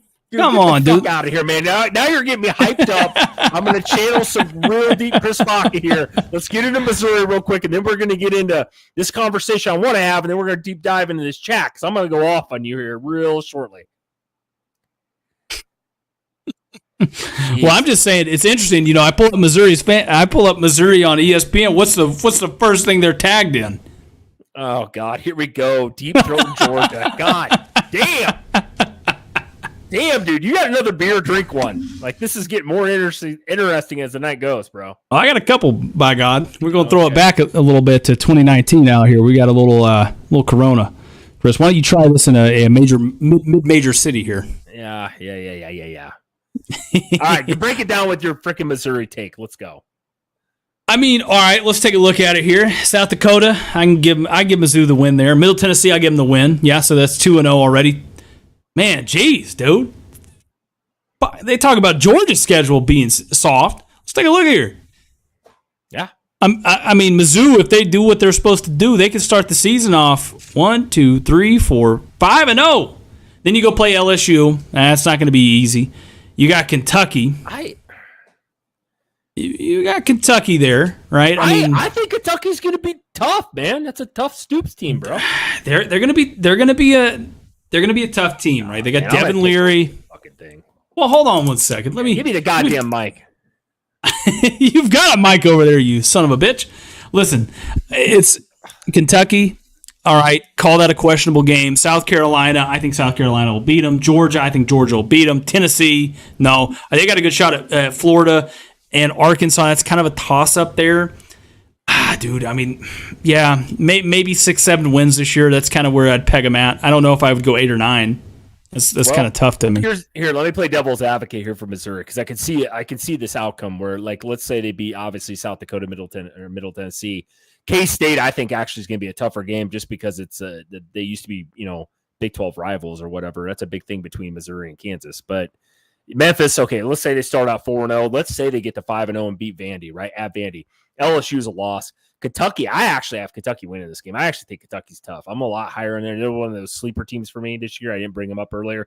South Carolina, pretty high on them. I could see them somehow sneaking in with a dub on there, but that's a tough one. Georgia, Tennessee, Florida. I definitely haven't beaten Florida. That to the Florida fan. And then Arkansas. Arkansas is tough, but I think Missouri does have there's a way somehow that they maybe get to 8 wins. Does it happen this year? And my real question was, though, is their head coach, like, he's on a hot seat too, though. He's right up there with Neil Brown, Christian. I mean, he is. Like, Missouri wants something. The SEC, when they jumped to the SEC, it was a holy shit. This conference is tough. You know what I mean? Texas A&M found that out and still finding that out. No, I mean, geez, dude. I mean, you're not wrong. I mean, listen, I'm looking at this chart on the corner and says Tennessee. No, what? I didn't say. Ooh. I said Tennessee's going to beat Mizzou. You know, I said. I mean, they're going to be lucky to get 6 wins out of the schedule. They get a favor done right because they're going to get. I mean, like Chris said, Kansas State. I mean, that's a tough matchup. Kansas State somewhat played Bama close last year. I mean, it wasn't. Bama still got them. K-State's kind of an interesting team. They beat TCU at the end of the year last year. They lose a ton off that team. K-State's kind of those weird, very weird, middle of the road. Could beat a lot of teams, especially when they play at home. They're a tough team at home. I will say that. I know a lot about K-State. Dude, I mean, they've got, to me, I think, though, if you're saying what Mizzou can be, right, which is if you're taking what Vegas, you said Vegas, right, had them at 8 wins or something like that? No, not Vegas. A lot of people have been dropping this bomb on Missouri, 7-8. I saw one guy in the chat, or not in the chat, on the comments on YouTube, that was the big Wisconsin fan. Oh, I got Missouri pegged at 9, without a doubt. And I'm like, and he knew a lot about football. I'm not saying he didn't. I was just like, Jesus, 9 wins though, man. Like, the SEC is so hard to even get to 7 wins. Just with that there's the top tier teams, right, Chris? The LSUs, the Georgias, the Bamas of the world.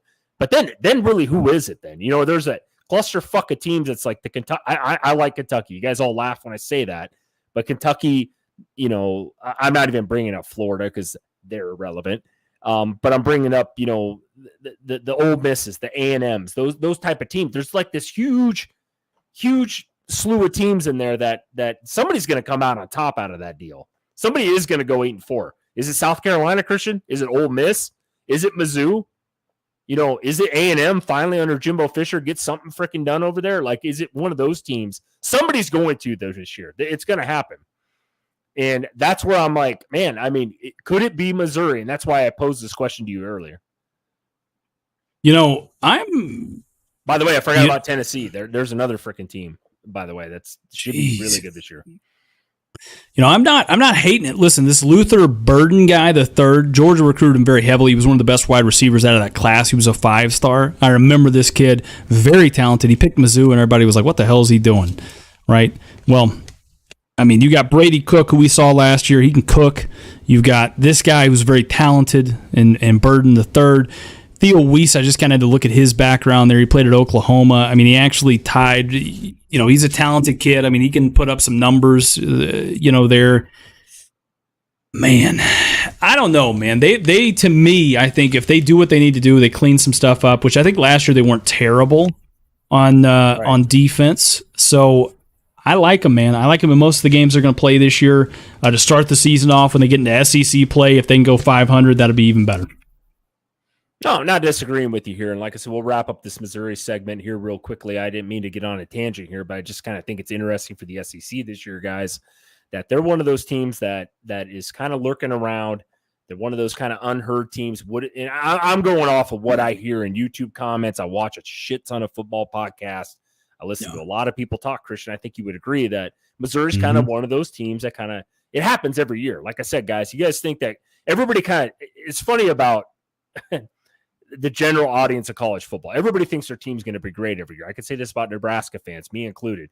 We all want them to be great, but then you see shit on the internet and it's like, let's slow the roll a little bit, right? But then every year there's a couple teams that bounce, come out of nowhere. I keep using TCU, then there's a bunch of teams like A&M last year. There's teams like Penn State. A lot of people thought last year Penn State had a chance to win the Big Ten. It happens, and I think that this is kind of a funny thing about college football. Couple of these teams that me and you, Christian, have talked about this year, somebody's going to break through. And it's not for us to go, hey, we effing talked about them, and no, it's just I want people to keep that in the back of their minds. Again, I'm not just a Nebraska fan, guys. I'm not. Christian's just not a Georgia fan. We're college football fans. We love college football as a whole. That's why we cover these teams. That's why we talk about a Wake Forest, or we talk about a Pitt, or we talk about a UCLA, or some of these teams that are not on brand right now or haven't been relevant for a while, in the national landscape. So, Christian, what are we doing next? What do you got for me here? I know I had a topic I really wanted to dig into you about earlier, and then I got on this you know what? Before we get into LSU and Oregon, let's jump back into that Wisconsin thing. You were getting ready to fight. You were getting ready to fight me on that. Oh yeah, no, I want to kick your ass, man. Because I don't know what the fuck is wrong with you. I think that you're crazy that you guys don't think that Luke Fickell is a good coach. I don't understand why everybody is not why everybody is, but a lot of people are saying that Wisconsin's going to suck this year. They're terrible. Tanner Mordecai can't play quarterback. They didn't have a quarterback last year. They have Braylon Allen. If you can't, Christian, figure out, and I know you like Braylon Allen, you think he's a good running back. I'm sorry to blow up there, but my God, man, why is everybody hating on Wisconsin like they're not great? They're going to be good this year. The Big Ten West is a crapshoot between Iowa, Wisconsin. Illinois is going to be up there. I think Minnesota is not a terrible team. I don't think Nebraska is a terrible team. I wanted to hear your thoughts, Christian, and we've talked about this at length, and you seem not to get it through your thick skull that Wisconsin's any good, all because a guy threw 4 interceptions in a spring game, and you just can't buy in. Why? Well, I'll tell you why. I'll tell you exactly why, Chris. Here we go. All right, let's take a look at some stuff here. You bring up a bunch of good stuff here, son. Bunch of good stuff. All right. So first and foremost, looking at the 2022 Wisconsin team. So he's taking over a team that went 7-6. 7-6. They went worse than that last year. They went 5-7, didn't they? Wisconsin? Nah, they went 7-6. Did they go 5? Jesus Christ. Okay. I thought they were terrible last year. They went 7-6.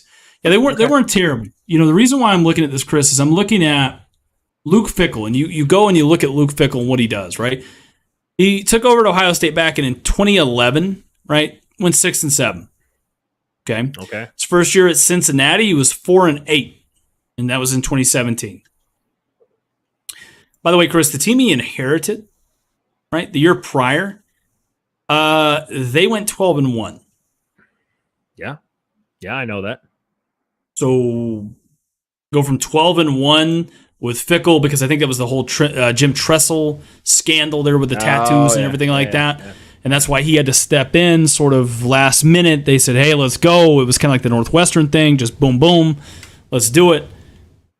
Went 6-7. Then you go 4-8 at Cincinnati. Now, I'm not saying Cincinnati by any stretch of the imagination was a premier program when he took over. His first year, they struggle. He's proven, and history has proven us that even when you get handed the keys to a Porsche, he struggles to keep that damn thing in the lane, man. All I'm saying is he wants to put them into this century as far as offense is concerned, Chris, right? He wants to get a wave. I agree. Yeah, he wants to get a dynamic quarterback there, so he goes out, he gets a kid in Tanner Mordecai that played at SMU, and I think he was great at SMU. I don't think he was terrible at SMU at all, right? He played in some big games and is the guy, like you said, if you go back and you watch the Wisconsin video where we broke him down, we had a Wisconsin fan that got on there and he actually watched the games. He left us, I'm not shitting you, he left us like 8 paragraph long about every game Tanner Mordecai has ever played in. Same guy that said Missouri's going 9-3. Jeez, man. Well, he also, I don't know what to tell you there, but here's the thing, man. I think there's a little bit of over-analysis by, what do they call that? Death by analysis by paralysis by analysis or something like that, I think is the way they say it. Right. Man, I am looking at this, Chris, and I'm just saying, I think it's tough, dude. I really think it's tough for them to ask Tanner Mordecai. And again, I'm not trying to make too much of it. I know I keep harping on.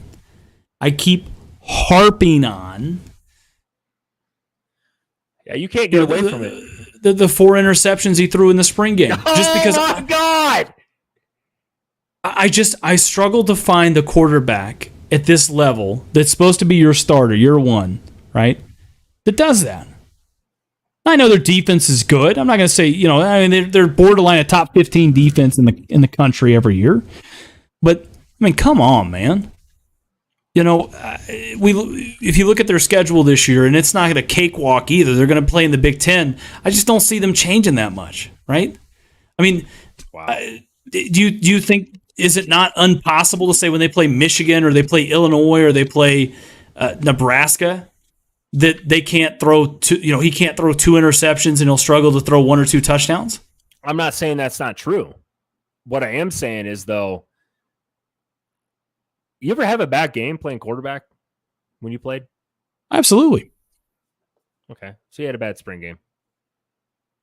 No, I never had a bad spring game when I was a quarterback. Oh, you didn't play spring games at Georgia. Probably just handed you the reins and said, hey, Christian, you're the next Jared Lorenzen, and here you go.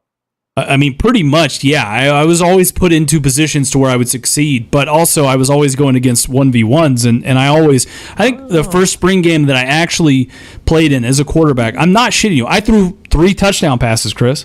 I lit them boys up in that private school.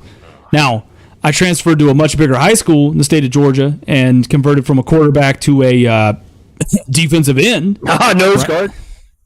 Yeah, I was a nose guard, right? As a nose guard, I'm a big old guy, right? But wasn't that big when I was, I was 200 pounds, but still. And I was at a 6A high school where most of the people we were playing against were going to the SEC. But anyways, I digress. I'm going to die on this hill. Obviously, we're going to disagree here, agree to disagree. Let's jump back into this here, Chris. I want to kind of scroll back up. Yeah, go for it. I'm gonna use the facilities real quick. I want you to get an argument with one of the people in the chats. Please do that with me. Let's go here. Sean the Corn says, I want to hear about LSU or Oregon. All right, LSU or Oregon here. Why don't we just do both? Make it really simple for us. I am really high on LSU this year. I think LSU has a really good shot to not just upset some people, if you want to call it that, but just win out in general, man. Listen, they return more production than just about anybody in college football. Last year, they made it to the SEC championship in Brian Kelly's first year. Obviously, we know the most growth, historically speaking, that these programs have is between year 1 and 2. Now, I am by no means a Brian Kelly fan, but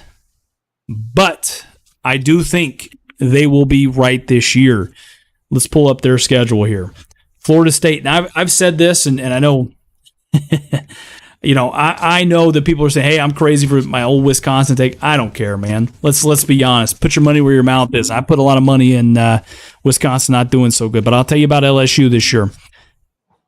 I'm putting a lot of money that they beat Florida State. First game of the year. Chris, I know you think that's crazy. Crazy. There ain't no freaking way, dude. You talked about LSU. I just heard you ramble on telling me how LSU's bringing back all this talent. Florida State. Well, they are. More. Well, Florida State brings back 19 out of 22 starters, bro. That's number 1 in the country. That they do. But, Chris, here's the thing, and we've talked about this. That LSU team that Florida State beat last year in walk-off fashion, dare I say? No, that was an ugly game, bro. 2 different teams. It was 2 different teams then. dare I say, the one that I'm not going to say they put up much of a fight against Georgia. I mean, Georgia kind of controlled that game all along, but they did put up more of a fight than most other teams have put up against Georgia. Have they not? Is this Georgia rant again? Listen here, Christian. I want you. I'm not trying to rant about Georgia. I'm just saying you got to look at everything in the context. I'll talk about LSU. I'm high on LSU. I'm very high. I got them preseason, I think 5. My thing is with LSU though, and I don't even think it's the players they have. Can Brian Kelly finally do something as an elite coach, getting paid as an elite coach? I mean, is it time? Is it time? LSU does bring back a ton of freaking talent. I think we all know this, Christian. It's can they get it done? Yeah. Can they finally get it done? That game against Florida State, guys, is so freaking crucial. It's huge because they're going to look back at the end of the year because I am super high on Florida State. Both those teams who are competing right now, probably, I know it's preseason rankings, a lot of football to be played yet. Can they get through and do something with this game? Both teams. Last year, that game was so ugly, it was almost unbearable to watch. But nobody really thought last year, the next year being this year, these two teams would be way, way, way up there. So this game's huge, and they're going to look back at the end of the year and go, who won that game, right? I know it's first game of the year. It's great for college football fans like you and I, Christian, but they're going to look back and go, hey, who won that game? Because I guarantee you, if not both these teams, one of these teams is going to be 11-1 at the end of the year. I truly think that. I truly believe that. Write it down. I already put my bets in on Vegas about both these teams. I think both these teams are going to be crazy good this year, and they're going to be totally two different teams by the end of the year from this game. I just do. I don't think this is going to be one of these 55 to 50 games or 52-49 like the what was that game last year Bama played? Was it Tennessee or was it LSU? One of those games went to I think it was LSU. I don't think this game is going to be like that. I think it's going to be super close. It's going to be kind of ugly type of game, kind of like the Minnesota-Nebraska type of game. Not near that much talent these two, but long story short, I think it's going to be a really close game, Christian. I just don't. I'm not as sold on LSU as you are. I know me and you come into this crossroads of the old LSU Florida State thing, and I've been back at Florida State since the day I die. Fear the spear, baby. Let's fucking go. I do agree with you, though, Chris. I will say this. I think that, the teams that we're going to see week 1, and this goes for just about anybody else, right? Like even Bama and Texas, like the teams that we see play the beginning of the year, they're not going to be the same that we see at the end of the year. Right. I mean, right. I could see we saw this. The best example I can think of off the top of my head is that year that LSU and Bama played each other in the middle of the season. And it was a low-scoring game. It was boring as shit. I mean, it was a good defensive college football game, if you want to put it that way. However, LSU won that game. They both somehow made it back to the national championship, ended up playing each other. And guess what? Bama beat them. Oh, I agree. I remember that year. It was a boring national title game, too. It was a low-scoring, smash mouth. Yeah, that was the era where Nick Saban didn't have a quarterback and pounded the ball with Mark Ingram and Derrick Henry and all those guys. But the outcome changed just enough. So I could see a scenario, like you said, where, hey, they play, whoever wins maybe one of these games, it kind of pisses off the other side. It gets them just enough to where they need to be. And then later on in the season, maybe the outcome changes. Right. So maybe LSU beats Florida State early, game 1 of the season, and then Florida State comes back around, wins out, and then they beat them, in the playoffs. Yeah, no, I see an outcome like that, like a switch. We'll cut it short here with LSU. I think they're a very interesting team this year. I'll talk about Oregon quick, man. Everybody knows where I stand on Oregon. They got to play USC regular season. I think they have a chance to beat them. If they do win that game, I think they have a chance to obviously win the Pac-12 title. I think Oregon's one of those scary good teams with Bo Nix, and I've been saying it. I got them up there with the helmets, man. I got them finishing 10-2 this year. That the Pac-12 is a very interesting conference for the first time in a long time for me. There's Utah, Oregon State. I think UCLA is no joke. You guys saw that last week. I mean, there's a lot of teams in the Pac-12, but Oregon does have a chance. I forgot to mention Daniel's team in Washington, but the Pac-12 is kind of a weird up for grabs team between those 5 teams this year. I don't think Utah probably gets it done for the 3rd straight year, but man, those other 4 are pretty scary. They can do some things, Christian. We know they got a ton of big name QBs in that conference, buddy. Boy, do they ever. I mean, dude, I like Oregon. You know, Bo Nix in that conference, he looks a little different than he did in the SEC. He kind of took that step up, kind of like we wanted him to.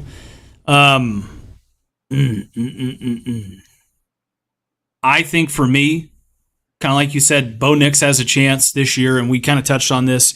Another second-year coach that has that opportunity as a defensive-minded coach in Dan Lanning to make that step forward, dude. If they can get that defense just a little bit better, dude, Oregon's got a shot. I mean, the offense comes to play week in, week out. The defense gets even better. I like them. I love myself some Dan Lanning. 100%.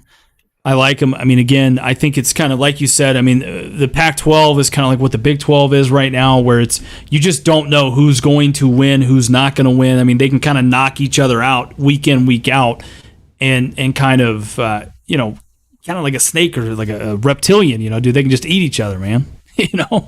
Right. I mean, it's always interesting. Chris, looking ahead here, last comment before we get off of the show. Let's take a look here. Crypto says, let's talk about OU, the Sooners, Boomer Sooner. Man, they're a tough team for me. Brett Venables got to get it done this year. I mean, I went to that OU Nebraska game, like I stated. That was Mickey Joseph's first game for Nebraska back. The energy was fucking insane. Of course, we score first. So we're up 7-0 in Memorial Stadium. And then OU just ran a train on us for the next, 3.5, 4 quarters.